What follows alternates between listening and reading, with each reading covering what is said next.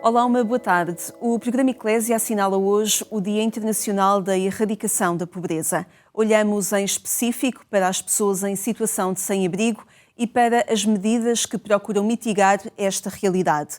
Recebemos no programa Eclésia Horácio Félix, presidente da direção da Comunidade Vida e Paz. Mas antes, convido ainda a olhar para a atualidade informativa com destaque para a Semana do Papa. Cari fratelli e sorelle, buongiorno.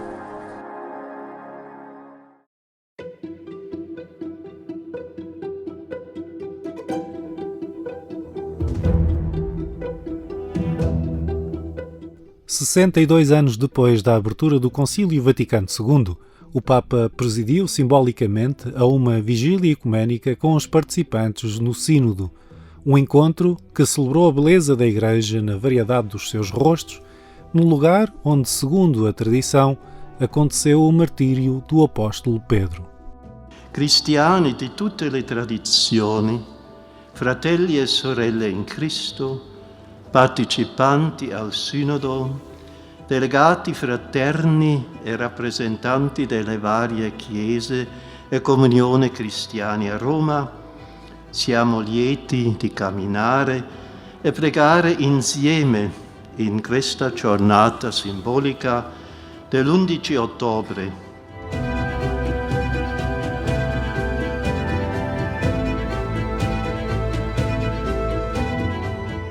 O Papa não esconde a preocupação com o que está a acontecer no Médio Oriente, apelando a um cessar-fogo imediato em todas as frentes. Sono vicino a tutte le popolazioni coinvolte, Palestina, Israele, Libano, dove chiedo che siano rispettate le forze di pace delle Nazioni Unite. Prego per tutte le vittime, per gli sfollati, per gli ostaggi che auspico siano subito rilasciati e spero che questa grande e inutile sofferenza generata dall'odio e dalla vendetta finisca presto. Fratelli e sorelle, la guerra è un'illusione, è una sconfitta. Non porterà mai la pace, non porterà mai la sicurezza. È una sconfitta per tutti, soprattutto perché si crede invincibili. Fermatevi, per favore.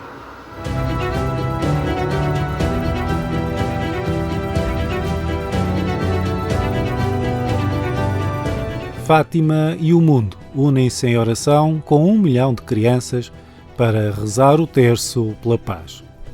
Venerdì prossimo, 18 ottobre, la Fondazione Aiuto alla Chiesa che soffre promuove l'iniziativa 1 milione di bambini recita il rosario per la pace del mondo.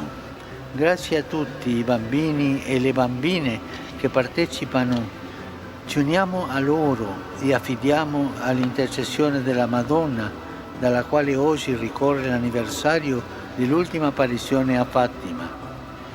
E all'intercessione della Madonna affidiamo la martoriata Ucraina, il Myanmar, il Sudan, le altre popolazioni che soffrono per la guerra e ogni forma di violenza e di miseria. E non dimenticatevi di pregare per me. Arrivederci.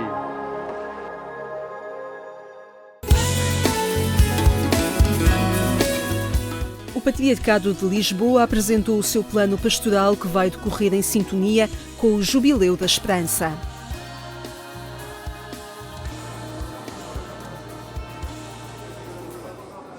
A apresentação teve lugar no Mosteiro de São Vicente, o padroeiro da Diocese de Lisboa, e num local que acolhe os diversos serviços da Pastoral da Diocese. Um plano que assenta em 4 linhas orientadoras que passam pela corresponsabilidade batismal, ampliar os processos de escuta e acolhimento, dinâmicas de acompanhamento e evangelização e concretizar a resposta aos desafios lançados pela Jornada Mundial da Juventude. A Igreja em Lisboa vai respirar ao ritmo do Jubileu, com o seu plano pastoral marcado pela graça e pela reconciliação, a alegria e a esperança. A esperança quase que nos propõe uma nova gramática de compreensão da própria existência, do próprio ser humano, da vida e das suas vicissitudes, evitando pessimismos, evitando desespero, evitando uma resignação forçada, por um lado. Por outro lado, a esperança é um princípio e um critério operativo que nos mobiliza para a ação, para que nós, a partir daquilo que é o horizonte da nossa contemplação e da nossa espera, se construa nós próprios o presente e a realidade que nos circunda e na qual nós vivemos. Este itinerário da esperança decompõe-se em prioridades como a justiça ou a solidariedade. Vamos estar mais atentos e mais envolvidos e mais comprometidos com a promoção da justiça, com a promoção da paz, com os doentes, com os jovens, com os que mais necessitam, mas também com as famílias, mas também com as crianças. Ou seja, a esperança verdadeiramente é um caminho que nos proporciona a capacidade de construir este tempo que é novo à imagem de um protótipo que temos como referência principal, Jesus Cristo. Entretanto, a Diocese de Lisboa quer aprofundar o conceito de uma presença junto dos sem-abrigo, que pode assumir o formato de uma paróquia especial. Não era tanto para incidir sobre a oferta só, não era só para oferecer o pão, a roupa, os medicamentos e outro auxílio que seja necessário, mas era para levar aquilo que é a maior riqueza que a Igreja tem, que é o próprio Deus e a sua misericórdia. Portanto, uma paróquia muito especial, como compreende, e por isso mesmo ela neste momento está numa fase de planeação. Vou-lhe dizer que é um projeto que vai ganhar forma e corpo no Jubileu da Esperança. Nos próximos meses haverá também uma comemoração jubilar que incide na comunicação e na cultura. Porque ao longo do ano estão a ser preparadas diversas exposições, diversos debates, diversos ciclos de cinema e já estão a ser contratadas várias associações e até fundações que possam disponibilizar os seus espaços para que possam ser lá realizadas essas exposições e todos esses debates que ajudam também a procurar o sentido das coisas no mundo de hoje. E no fundo também é isso que se pretende, não é? O sentido de tudo o que acontece ao homem do século XXI, ao homem e à mulher do século XXI. Na base das prioridades pastorais que a Diocese de Lisboa vai concretizar nos próximos tempos, está também uma atenção especial ao espírito sinodal. É fruto também de um caminho sinodal, não é? De envolver toda a Diocese no discernimento de quais é que eram as linhas mais importantes. E claramente é marcado pela esperança, é marcado também por termos o ano jubilar que é envolvido por estes 2 anos pastorais e, ou seja, no fundo aquilo que destaco é a questão da sinodalidade, ou seja, no fundo este apelo a revitalizar as estruturas, conselhos pastorais e outras estruturas diocesanas para que vão caminhando também nesta senda do sínodo. Depois a questão da missão, ou seja, tem sido um dos focos e uma das instituições quer do Papa Francisco, quer também do nosso Patriarca, e formar para a missão, portanto, paróquias, e neste sentido também da conversão missionária, e paróquias que não passem da pastoral da manutenção a uma pastoral mais missionária, e por isso também formar no acompanhamento, formar na escuta. Destaco também esta dimensão de paróquias, e não só paróquias, mas também comunidades, que sejam também lugares de acolhimento, onde as pessoas se sintam pertença da comunidade. Um dos próximos momentos fortes deste plano, agora apresentado, será o Festival Rejoice, que mobiliza já este fim de semana todo o país em Lisboa para assinalar a Jornada Mundial da Juventude. Aprovar o orçamento é a melhor estratégia para o futuro do país. É a opinião de diferentes lideranças da Igreja Católica.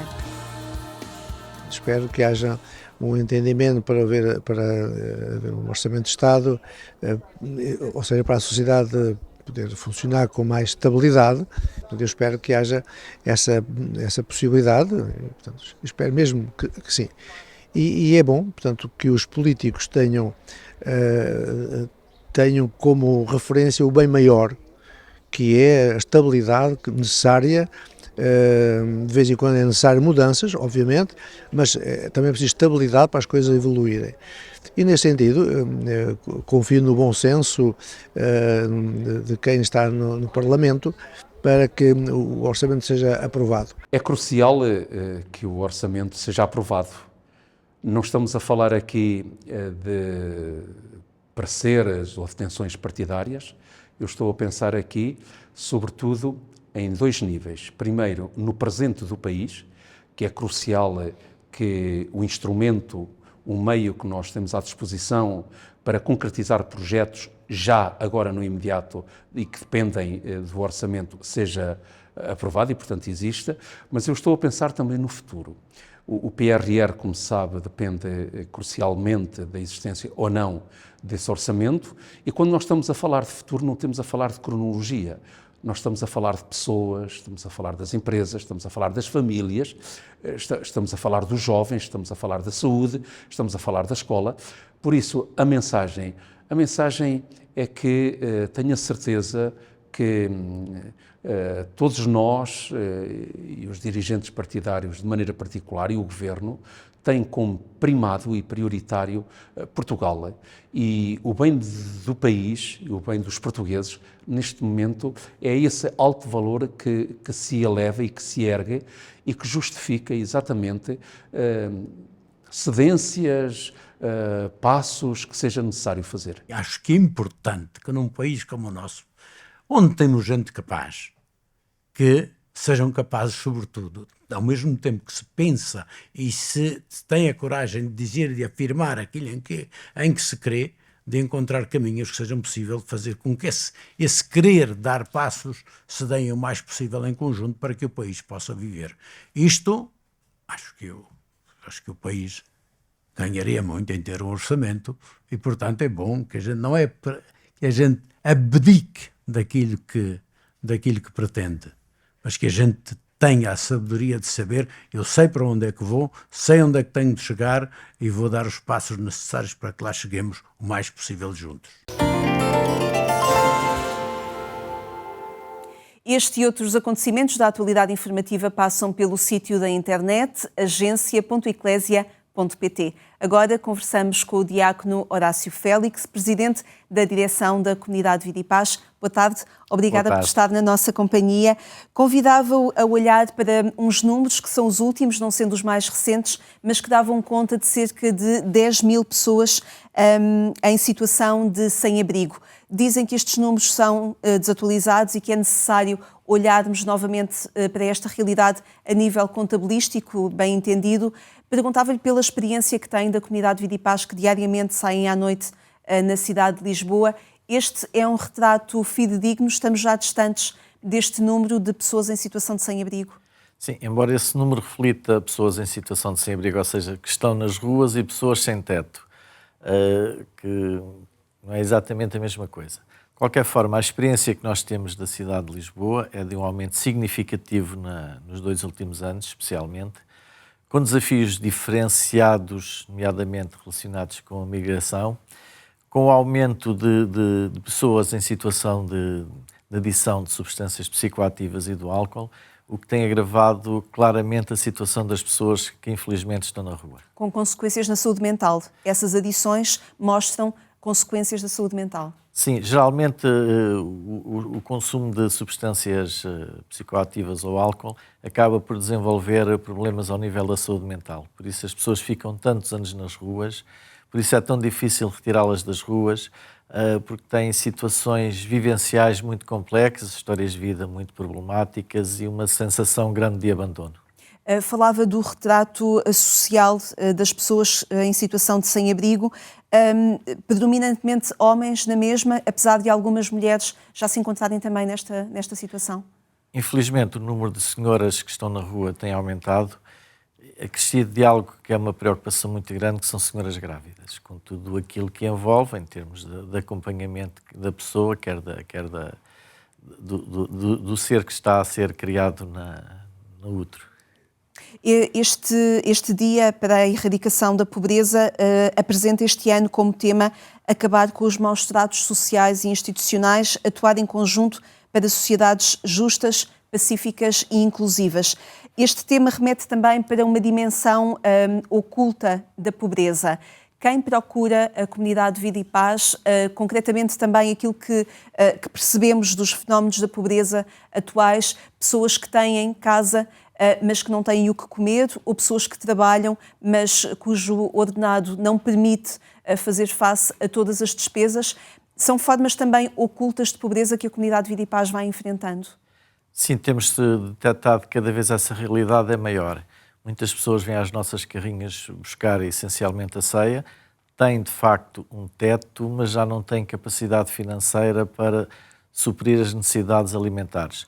Também detectamos muitas pessoas que até estão na rua, têm emprego, mas que não conseguem habitação, porque os preços da habitação de um simples quarto estão a preços exorbitantes em relação àquilo que é o rendimento das pessoas. De qualquer forma, gostava de referir, a nível das políticas públicas, uma sensação de abandono que nós, instituições, também sentimos. E dou alguns exemplos.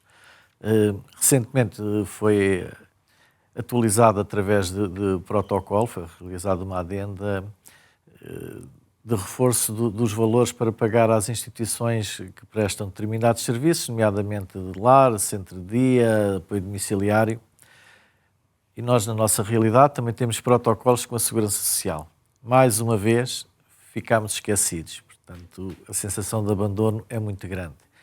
Também gostava de referir, nas nossas comunidades terapêuticas que prestam serviços de saúde, portanto, através de protocolo com o Ministério da Saúde, que tratam essencialmente pessoas com adições, que desde 2008 até 2024, o valor que recebemos pelo tratamento individual teve uma atualização uma vez, uma simples vez.